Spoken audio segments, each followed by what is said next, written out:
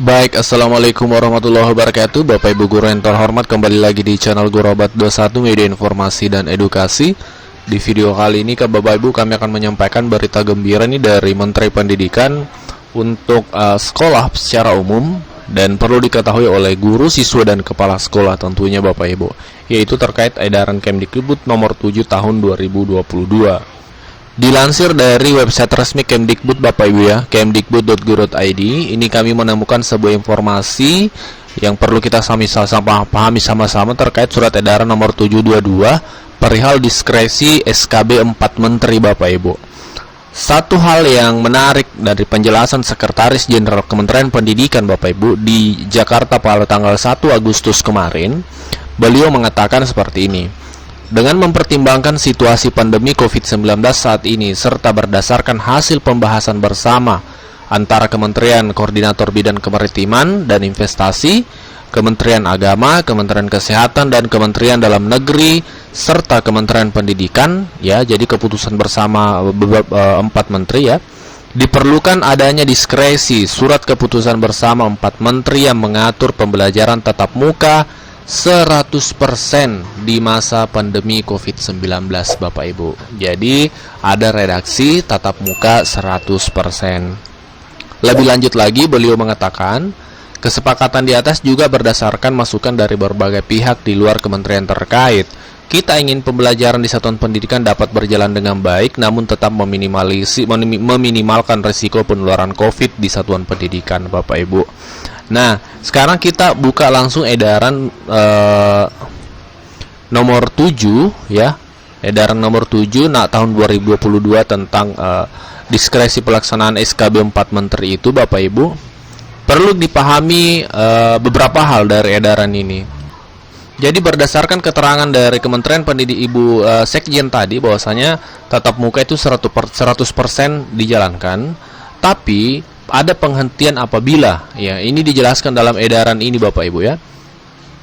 Yang pertama, penghentian sementara pembelajaran tatap muka dilakukan pada yang pertama, rombongan belajar yang terdapat kasus konfirmasi COVID-19 apabila terjadi klaster penularan COVID di satuan pendidikan dan atau hasil surveillance epidemiologis menunjukkan angka positivity rate warga satuan pendidikan terkonfirmasi sebanyak 5% Bapak Ibu.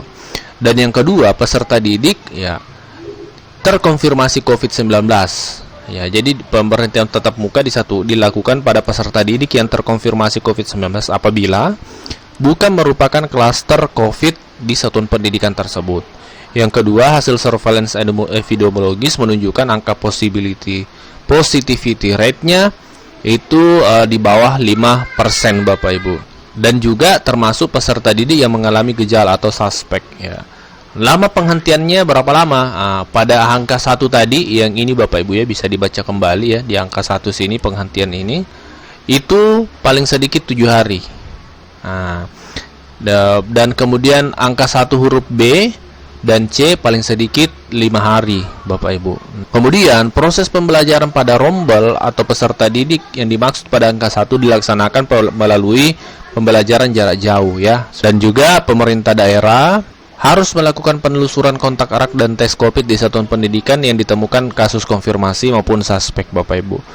Dan selanjutnya penetapan klaster COVID dan atau hasil surveillance epidemiologis sebagaimana dimaksud pada angka 1A dan B berdasarkan informasi dari Satgas COVID, kemudian Dinas Kesehatan setempat. Kemudian yang terakhir, Pemda harus melakukan pengawasan dan memberikan pembinaan terhadap penyelenggaraan pembelajaran tatap muka, terutama dalam hal memastikan penerapan prokes ya, melaksanakan penemuan kasus aktif, kemudian pelaksanaan survei perilaku kepatuhan prokes, kemudian percepatan vaksin dan percepatan vaksin bagi peserta didik yang telah memenuhi syarat Bapak Ibu. Ini edaran resmi dari Kementerian Pendidikan yang ditandatangani oleh Pak Anwar Nadir Makarim pada tanggal 29 Juli 2022 Bapak Ibu. Demikian informasi hari ini, semoga bermanfaat. Assalamualaikum warahmatullahi wabarakatuh.